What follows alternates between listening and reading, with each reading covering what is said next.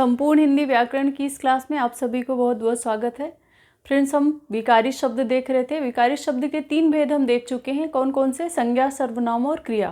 ठीक है, विकारी शब्द के 4 भेद होते हैं, संज्ञा, सर्वनाम, क्रिया और विशेषण। ठीक है, तो 3 भेद हम पहले ही देख चुके हैं। आज हम देखेंगे विशेषण, जो कि अंतिम भेद है। ठीक है, चौथा भेद है विशेषण। ठीक है, अब देखते हैं विशेषण क्या होते हैं। तो देखिए, संज्ञा या सर्वनाम की विशेषता बताने वाले शब्द क्या होते हैं? विशेषण कहलाते हैं।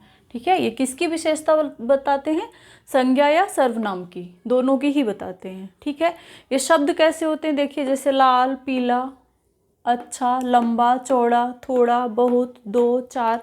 देखिए, विशेषता कैसी बतलाएंगे? ये कैसी विशेषता बताते हैं? तो देखिए, संज्ञा सर्वनाम का गुण बताएंगे कि वो कैसा है, उसका रंग बताएंगे, ठीक है, आकार बताएंगे और परिमाण बताएंगे। ठीक है, समझ में कैसी विशेषता बतलाएंगे? उसकी गुण, उसका रंग, आकार, परिमाण, उसकी दशा, अवस्था, ये सभी विशेषताएं बताते हैं ये क्या? संज्ञा और सर्वनाम की विशेषण शब्द। ठीक है, अब देखिए, जैसे यहाँ लाल शब्द है, लाल जो रंग होते हैं। अब यहाँ लाल कपड़ा, जैसे कपड़ा के आगे हमने लाल लगा दिया तो क्या हो जाएगा? लाल कपड़ा। कपड़ा वहाँ क्या है? संज्ञा है, और लाल शब्द क्या हो गया? विशेषण हो गया। मतलब वो कपड़ा कैसा है? लाल है, काला, पीला, नीला, कुछ भी हो सकता है। ठीक है, विशेषण के प्रकार देख लेते हैं। भेद कितने होते हैं? तो मुख्य रूप से इसके 4 भेद होते हैं। कौन कौन से? गुणवाचक विशेषण, संख्यावाचक विशेषण, परिमाणवाचक विशेषण और सार्वनामिक विशेषण।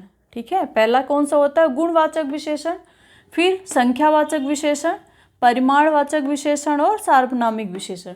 सार्वनामिक विशेषण को संकेतवाचक विशेषण भी कहते हैं। ठीक है, एग्जाम में पूछा जाता है, तो आप ध्यान रखिएगा कि जो संकेतवाचक विशेषण होते हैं वो कौन से होते हैं?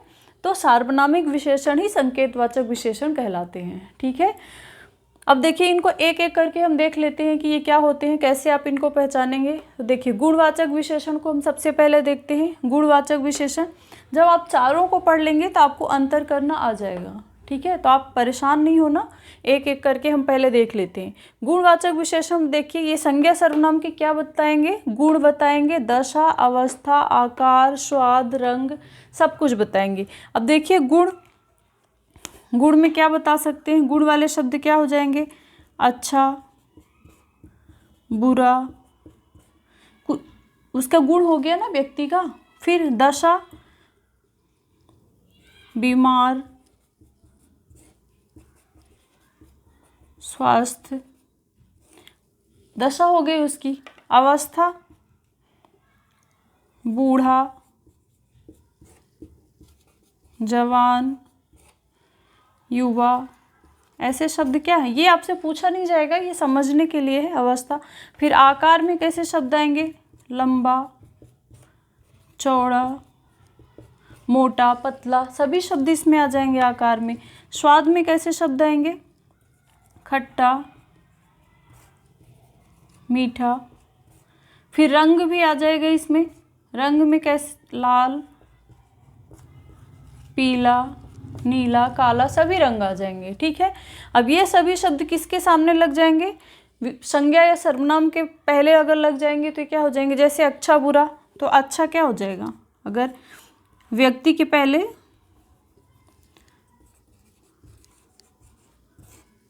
पहले आप अच्छा लगाएंगे तो क्या हो जाएगा? अच्छा व्यक्ति।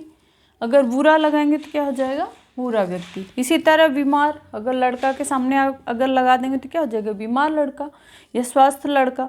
ठीक है, बूढ़ा, जवान, ये सभी व्यक्ति के सामने बूढ़ा व्यक्ति, जवान व्यक्ति। फिर लंबा कमरा, लंबा घर, चौड़ा, कुछ भी आप कर सकते हो। ठीक है ना, खट्टा फल, मीठा फल या मीठा दूध, जो भी हो। फिर रंग, लाल, पीला, नीला, है ना, रंग, लाल कपड़ा, पीला कपड़ा, लाल कुर्ता, कुछ भी आप। संज्ञा या सर्वनाम होना चाहिए। संज्ञा या सर्वनाम के पहले आकर ये सभी शब्द क्या बताते हैं? उसकी विशेषता बतलाते हैं। तो जब ऐसे शब्द आएंगे तो वो सभी कौन से विशेषण के अंतर्गत आएंगे? गुणवाचक विशेषण के अंतर्गत। ठीक है, क्यों? क्योंकि उसके बाद क्या है? संख्यावाचक विशेषण और परिमाणवाचक विशेषण। तो यहाँ कहीं संख्या तो दिख नहीं रही है, तो जहाँ भी संख्या नहीं होगी, संख्या या परिमाण की बात नहीं होगी, ये सब आपको रटने की आवश्यकता नहीं है।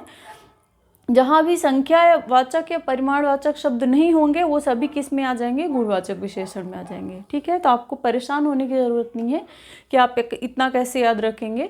आपको ये ध्यान रखना है कि जहाँ भी संख्या आएगी वहाँ संख्यावाची विशेषण होगा, जहाँ परिमाण वाले नाप तौल वाली वस्तुएं आएंगी वहाँ परिमाणवाचक होगा, और गुणवाचक इसके अलावा जो भी शब्द होंगे वो सभी किस में आ जाएंगे, गुणवाचक विशेषण में आ जाएंगे। ठीक है, अब इसके कुछ उदाहरण देख लेते हैं।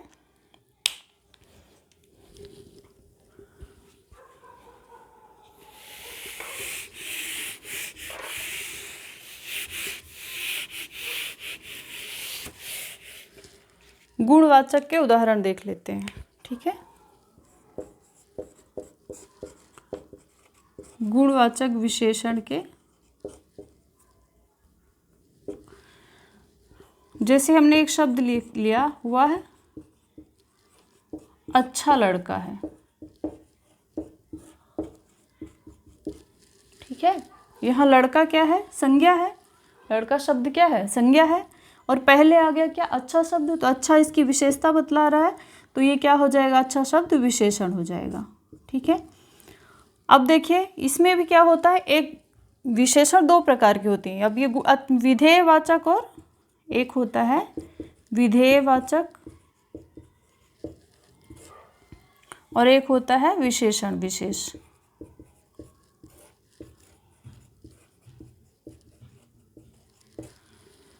तो आप कब कैसे पहचानेंगे, इसको हम रफ कर देते हैं। कैसे पहचानेंगे कि ये विधेयवाचक है, ये विशेषण विशेष से है, तो देखिए देख लेते हैं हम। जैसे हमने ये उदाहरण लिया हुआ है अच्छा लड़का है। लड़का है या लड़की है, जो भी आप लिखें, लड़का है। देखिए तो यहाँ विशेषण, जो विशेषण है, अब देखिए विशेषण विशेष क्या होता है, यहाँ ये शब्द क्या हो गया, विशेषण हो गया। अच्छा शब्द क्या है, विशेषण है। विशेषता किसकी बता रहा है, ये इस संज्ञा की, तो संज्ञा शब्द क्या हो जाएगा, विशेष हो जाएगा। ठीक है, तो ये भी आपको याद रखना है कि विशेषण विशेष से क्या होते हैं।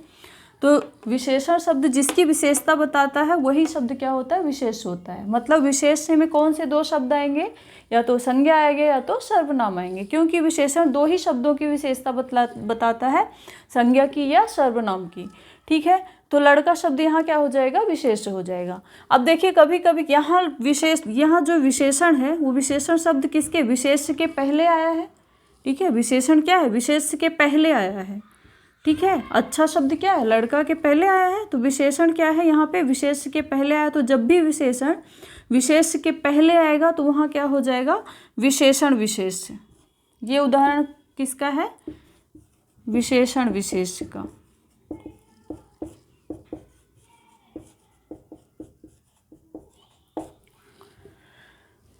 और विधेय का उदाहरण क्या हो जाएगा, जैसे हम इसी उदाहरण को हम ऐसे लिख देते हैं, वह लड़का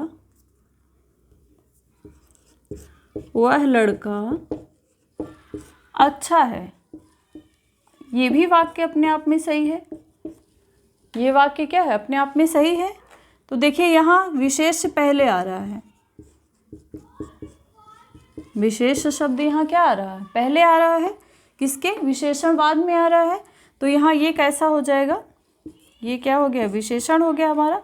तो ये कैसा उदाहरण है, ये किस विशेषण का उदाहरण है, विधेयवाचक विशेषण का। ठीक है, तो ये दोनों चीज़ें समझ में आ गई आपको कि जब विशेषण पहले आता है, जब भी विशेषण पहले आएगा तो वो किसका उदाहरण होगा, विशेष विशेषण का। लेकिन जब विशेषण शब्द बाद में आता है तो वो किसका होता है, विधेयवाचक विशेषण का। ठीक है, ये दोनों बातें आपको याद रखना है। डीप में क्वेश्चन बनते हैं तो ये भी पूछ लिया जाता है। ठीक है, तो अब एक भेद हमने देख लिया, अब अगला भेद देखते हैं। अगला भेद कौन सा था हमारा, संख्यावाची विशेषण। जो विशेषण का दूसरा भेद है वो क्या है, संख्यावाची विशेषण। संख्यावाची विशेषण। अब देखिए संख्यावाची है तो क्या होगा, संख्या की बात होगी, नाम से ही उसके स्पष्ट है। संख्यावाची विशेषण में क्या होगी, संज्ञा या सर्वनाम की विशेषता बताएगा वो संख्या के तौर पे। जैसे संख्यावाची विशेषण देखिए दो प्रकार के होते हैं। ठीक है, ये भी दो प्रकार के होते हैं, क्योंकि संख्याएं आपको पता है कि निश्चित संख्या निश्चित संख्या भी होती है और अनिश्चित संख्या भी होती है। तो निश्चित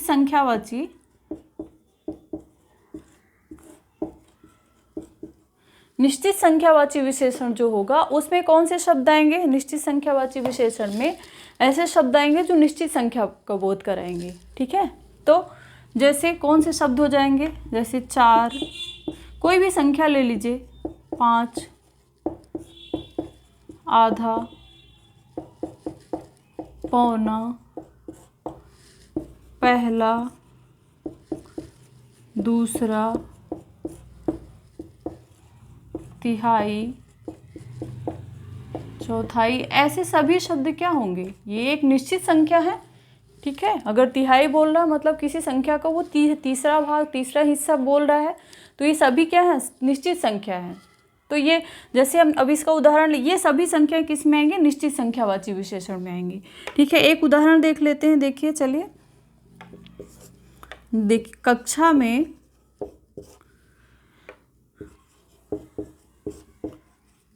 4 लड़कियां हैं। ठीक है, कक्षा में अब लड़कियों के पहले क्या है? 4, तो ये 4 संख्या क्या है? निश्चित संख्यावाची विशेषण है। 4 क्या है? 4 लड़कियां ही हैं। ठीक है, दूसरा उदाहरण देख लेते हैं।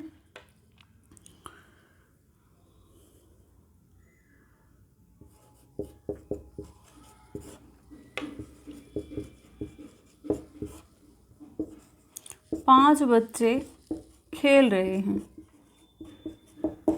अब बच्चे की संख्या क्या है? ये निश्चित है 5, तो ये क्या है? निश्चित संख्यावाची विशेषण है, 5 शब्द। ठीक है, लेकिन इस यहीं पे देख लेते हैं अनिश्चित संख्यावाची विशेषण। इसका पहला भेद है, संख्यावाची विशेषण का पहला भेद है निश्चित संख्यावाची विशेषण। ठीक है, दूसरा देख लेते हैं अनिश्चित संख्यावाची। यहाँ देख लेते हैं, दूसरा भेद है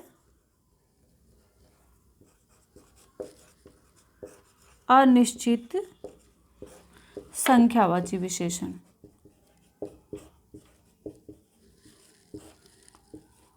ठीक है, अनिश्चित संख्या में कैसे शब्द आएंगे? ठीक है, कैसी संख्याएं आएंगी?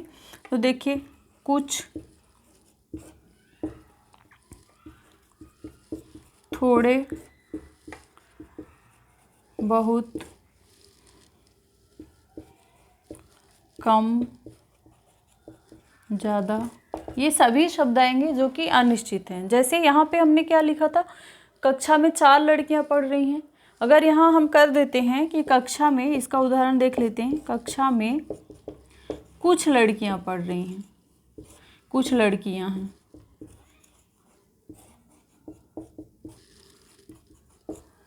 तो ये क्या हो जाएगा? निश्चित अनिश्चित संख्यावाची। कुछ क्या है?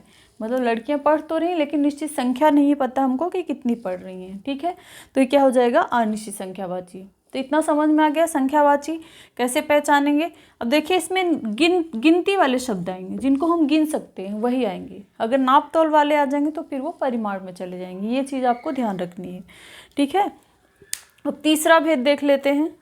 विशेषण का जो तीसरा भेद है वो कौन सा है?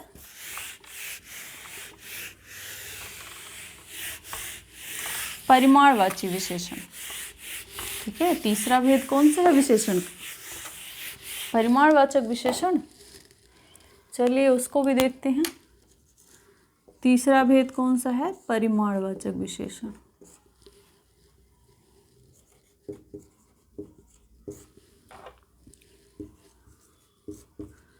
परिमाणवाचक विशेषण, ये भी देखिए, परिमाण में कौन सी वस्तुएं आएंगी? एक याद रखिएगा, जो ऐसे संज्ञा सर्वनाम शब्द की विशेषता बताई गई है, माप तौल की वस्तुएं आएंगी।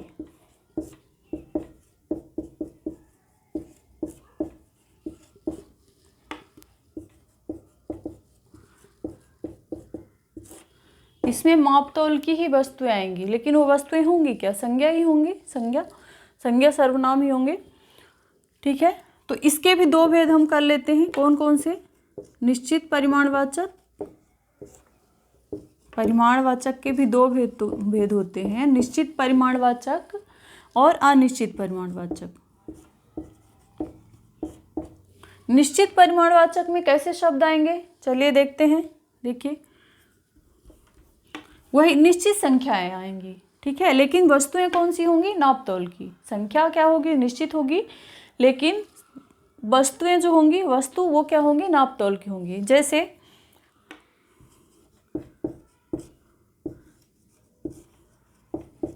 इसमें एक बात और आप ध्यान रख सकते हैं कि इसमें माप तौल की इकाई लगी हुई होगी, ठीक है। जैसे 4 किलो आटा, किलो क्या है? इकाई है माप की, ठीक है। तो अब देखिए 4 किलो आटा है ना, 5 किलो गेहूं, तो ये क्या हो गया? 1 लीटर दूध। ऐसे अगर शब्द आएंगे तो आप ये क्या हो जाएंगे? देखिए 4, 5, 1, ये सभी क्या है? या आधा, आधा लीटर, आधा, चौथाई, तिहाई, जो भी निश्चित संख्या हमने संख्यावाची में देखे थे वही इसमें भी आएंगे निश्चित में, ठीक है। जैसे आप उदाहरण में देख लेते हैं,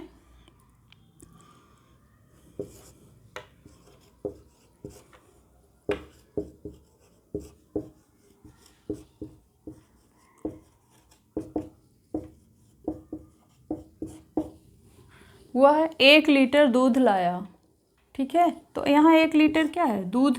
दूध की विशेषता बता रहा है ये कौन सा, कितना दूध है, दूध की मात्रा कितनी है? 1 लीटर है, मतलब कि निश्चित है 1 लीटर।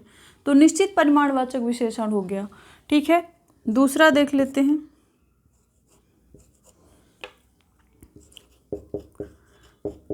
बाजार से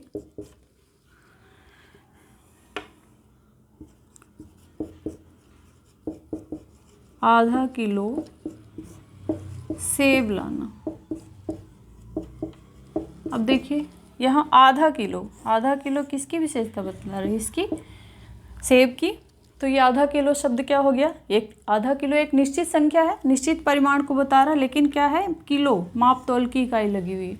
तो क्या हो जाएगा? परिमाणवाचक विशेषण। तो समझ में आ गया, अगर निश्चित संख्या होगी, माप तौल वाली वस्तुएं, तो क्या कहलाएंगी? निश्चित परिमाणवाचक विशेषण, ठीक है। लेकिन अगर अनिश्चित भी देख लेते हैं,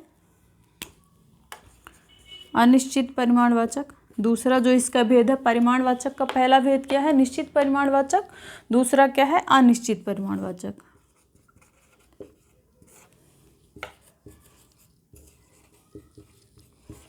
अनिश्चित परिमाणवाचक, इसमें कैसे शब्द आएंगे? वैसे ही जैसे अनिश्चित संख्यावाची में आए थे, लेकिन वस्तुएं कैसी होंगी? माप तौल की होंगी, ठीक है। जैसे आधा नहीं होगा इसमें,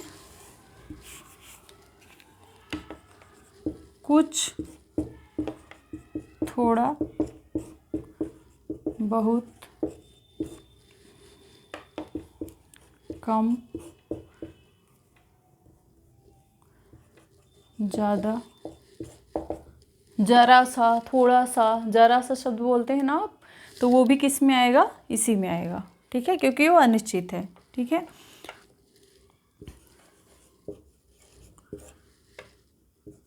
कुछ दूध लाओ। अब देखिए दूध की मात्रा नहीं बता रहा, कुछ बता रहा, ठीक है। तो ये क्या हो जाएगा? अनिश्चित परिमाणवाचक। तो समझ में आ गया होगा, उदाहरण तो कुछ भी हो सकता है, ठीक है। लेकिन आपको क्या ध्यान रखना है कि निश्चित संख्यावाची नहीं है, निश्चित परिमाणवाची नहीं है, निश्चित वाले शब्द नहीं आएंगे। और वस्तुएं कैसी होंगी? परिमाण की, माप तौल की वस्तुएं होंगी, ठीक है। तो कुछ, थोड़ा, बहुत, कम, ज़्यादा, जरा सा, थोड़ा सा, है ना, ये सभी शब्द आएंगे तो क्या हो जाएंगे? अनिश्चित परिमाणवाचक, ठीक है। इतना समझ में आ गया। चलिए अब अगला देख लेते हैं। अगला भेद कौन सा है? इनके शब्द आपको याद रखना है, याद रखिएगा शब्द, ठीक है।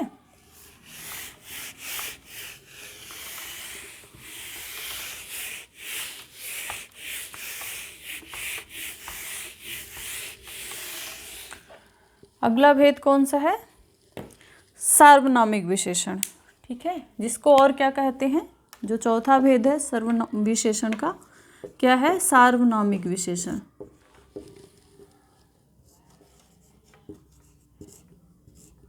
सार्वनामिक विशेषण को और क्या कहते हैं? संकेतवाचक विशेषण,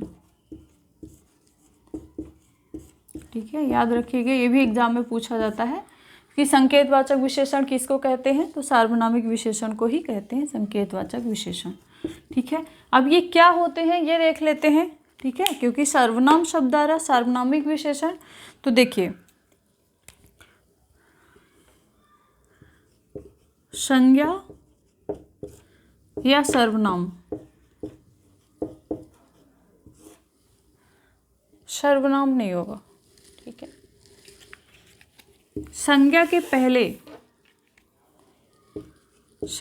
पहले जब सर्वनाम आता है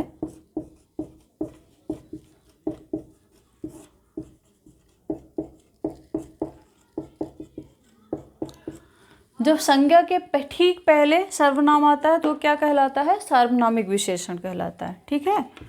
तो वह सार्वनामिक विशेषण कहलाता है।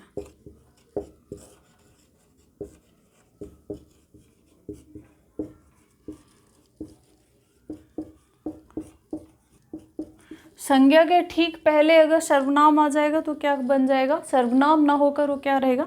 सर्वनाम भी रहेगा, लेकिन आपको उससे पूछा क्या जा रहा है? अगर विशेषण पूछा जा रहा तो वो कौन सा विशेषण होगा? सार्वनामिक विशेषण होगा, जब भी संज्ञा के ठीक पहले आएगा। उदाहरण से देख लेते हैं, जैसे यह किताब मेरी है, ठीक है। अब देखिए यह शब्द क्या है? यह क्या है? ये कौन सा विशेषण है? कौन सा सर्वनाम है? सर्वनाम आप लोग पढ़ चुके हैं ना, ये सर्वनाम है, ठीक है। तो लेकिन ये किताब शब्द क्या है? संज्ञा है। किताब शब्द क्या है? संज्ञा है।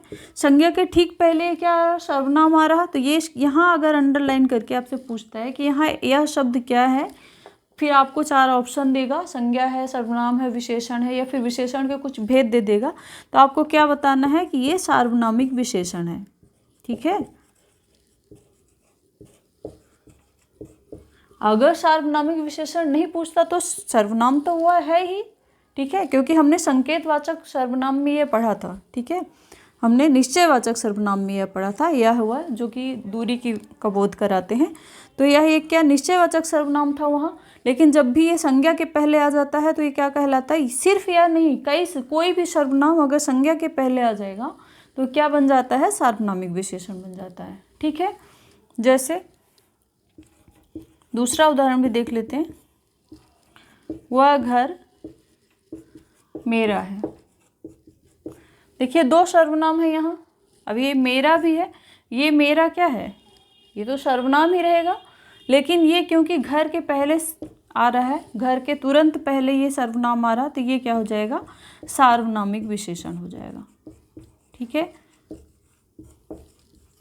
तो इतना समझ में आ गया, जब भी सर्वनाम किसी संज्ञा के तुरंत पहले आता है तो वो क्या कहलाता है? सार्वनामिक विशेषण कहलाता है, ठीक है। समझ में आ गया? अब देख लेते हैं, इतना तो समझ में आ गया आप लोगों को। अब देख लेते हैं प्रविशेषण क्या होते हैं, ठीक है। विशेषण के हमने सभी भेद देख लिए, अब प्रविशेषण देख लेते हैं, प्रविशेषण क्या होते हैं, ठीक है, क्योंकि वो भी एग्जाम में पूछा जाता है प्रविशेषण, ठीक है। ये कोई भेद नहीं है विशेषण का, विशेषण के चारों भेद हमने पढ़ लिए, लेकिन एग्जाम में पूछा जाता है कि प्रविशेषण क्या होता है। तो हम देख लेते हैं कि प्रविशेषण क्या होता है। प्रविशेषण, ठीक है। देखिए क्या होते हैं ये? विशेषण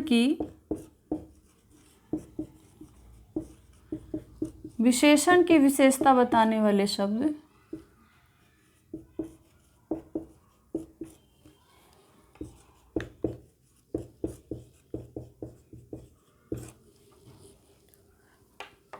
प्रविशेषण कहलाते हैं।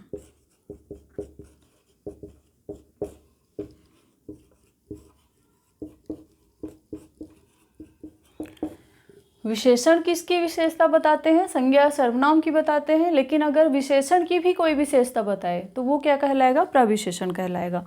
उदाहरण से देख लेते हैं, जैसे पहला उदाहरण हमने लिया,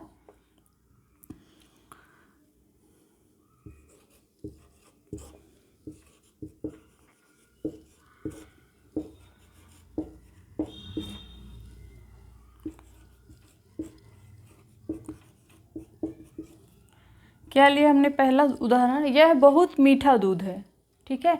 मीठा शब्द किसकी विशेषता बता रहा है? देखिए दूध की, ठीक है। दूध क्या है? संज्ञा है। दूध की विशेषता बता रहा है क्या? मीठा शब्द। तो मीठा क्या हो गया? विशेषण हो गया। मीठा शब्द यहाँ क्या है? विशेषण है। लेकिन कितना मीठा है उसकी मीठा की भी विशेषता कौन बता रहा है, ये बहुत शब्द, तो ये क्या हो गया, प्रविशेषण।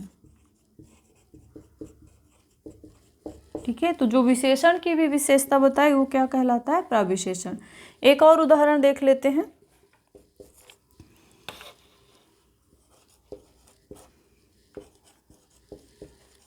वह अत्यधिक